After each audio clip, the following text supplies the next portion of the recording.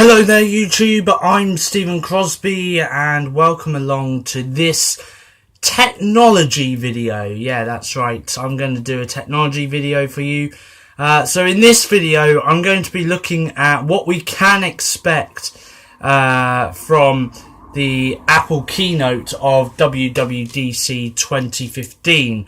So this coming Monday, which is June the 8th, marks an increasingly important date in the tech calendar. The first day of this year's Worldwide Developers Conference, Apple's shiny shindig for iPhone, iPad and Mac app devs at the Moscone Center in San Francisco, which has somehow turned into a media event now that everyone can watch the thing at home as well. As always, the iGiant and its stage-sauntering chief Tim Cook are remaining remarkably tight-lipped about what's going on, simply revealing that the conference will delve into the future of iOS. So, what can we all expect from WWDC 15? The self-appointed epicenter of change. Well, selfie stick-enabled photos are apparently banned at the event, but there are plenty of rumours circulating. Here's what you may want to prepare for. So, iOS 9 to usher Force Touch security and the iPhone 6s. So the main focus of this year's keynote, as it is every year, is bound to be the next version of Apple's mobile operating system for iPhone, iPad and iPod Touch. After the many bugs, issues and emoji complaints that accompanied iOS 8, there is a lot to prove. Rumour has it that Apple will launch a more fully featured iOS 8.4 at the actual event with ginger emojis, perhaps, with iOS 9 arriving in the autumn alongside the somewhat inevitable iPhone 6s. Registered app developers will be able to get their hands on a preview version of the new look iOS 9 shortly after the conference, ensuring that their apps are fine-tuned, ready for the general public release. It's also rumoured that the new OS will only be compatible with iPhones that have Lightning connectors, so anyone still rocking an iPhone 4S may have to start thinking about upgrading. The most important part of iOS 9, though, is the rumoured improvements to speed and stability.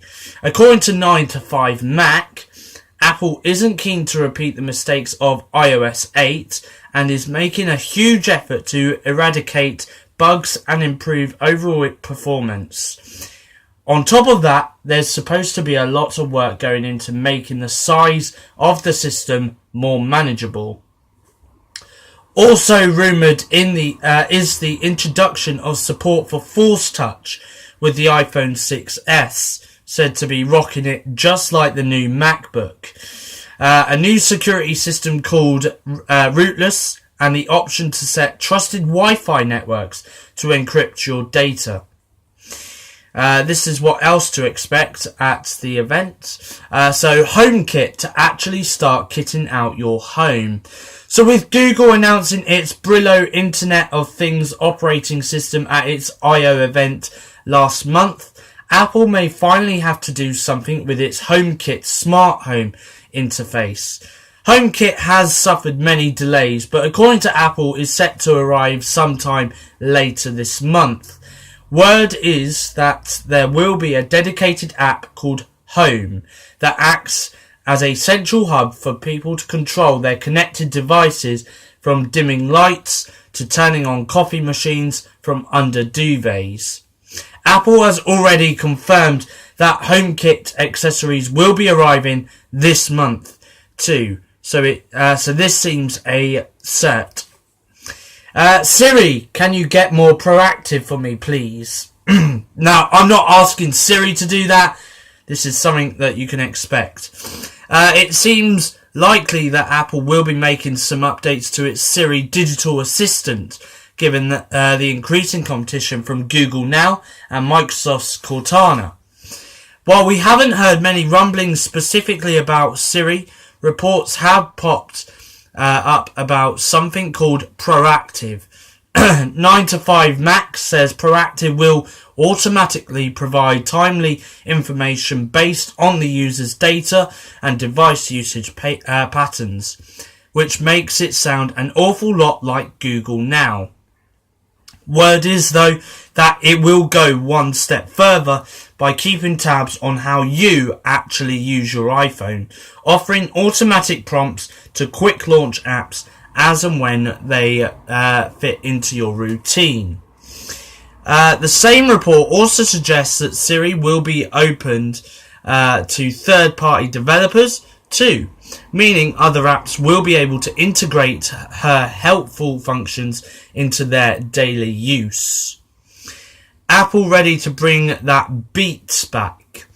Ever since Apple purchased Beats Audio last year, keeping Dr. Dre and Jimmy Iovine on the payroll, there's been a lot of speculation about what this could mean for a B-branded streaming service.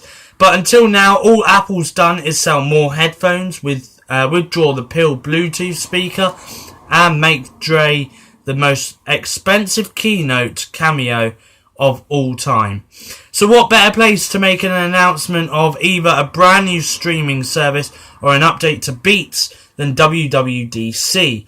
Reports are circulating that the updated service will prioritise a user's own library and integrate their own playlists into a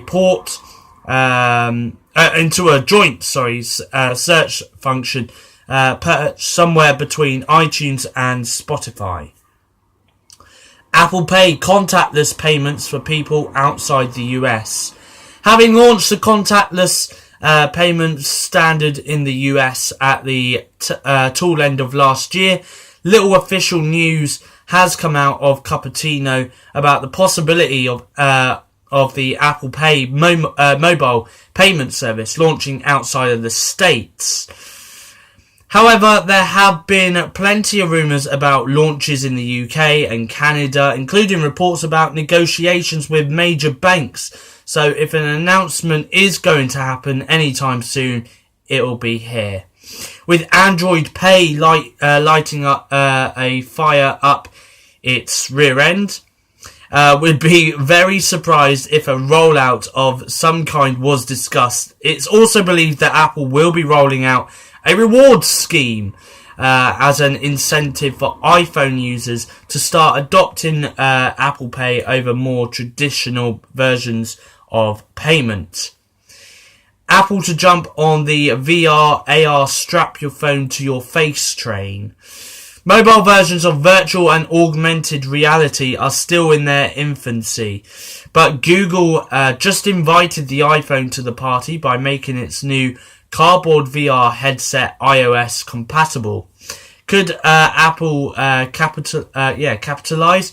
It is well known that the firm had already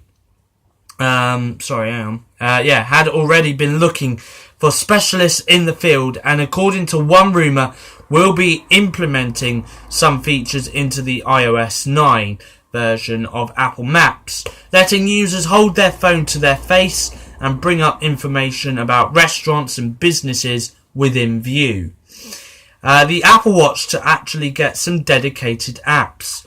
This is the first major Apple event since the launch of the Apple Watch. So you can bet that Apple will have a fair few things to say about it. No doubt this will involve some of the more boring things, sales figures, supermodels, doing charity marathons while wearing it. But more interesting will be changes to the device in the coming months. As the Apple Watch was unveiled without fanfare, this also marks the first time that app developers can really tinker with a smartwatch platform, and it's suspected that Apple will be releasing an SDK so that people can develop standalone apps rather than letting the platform rely on iPhone apps beamed to the wristband display. Don't expect any serious updates to the Apple Watch OS though. We only got one of those last month. OS X 10.11 is here to overhaul your Mac again.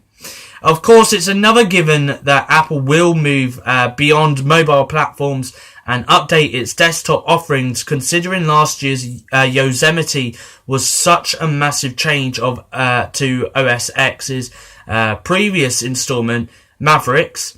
It seems unlikely that there will be any major aesthetic changes.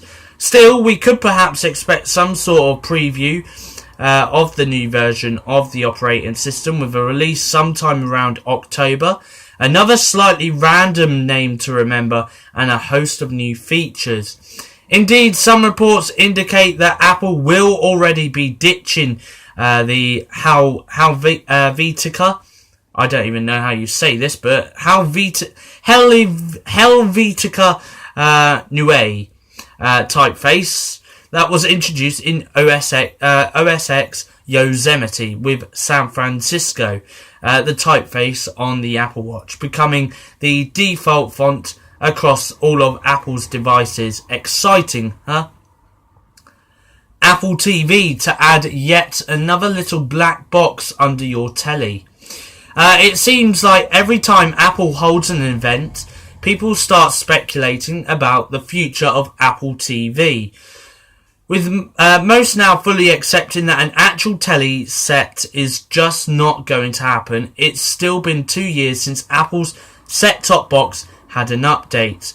Given the surge in popularity of such streaming boxes and set-top devices, an updated Apple TV is well overdue. Tim Cook has talked about wanting to revamp the world of television because, in his words, TV is stuck in the 70s.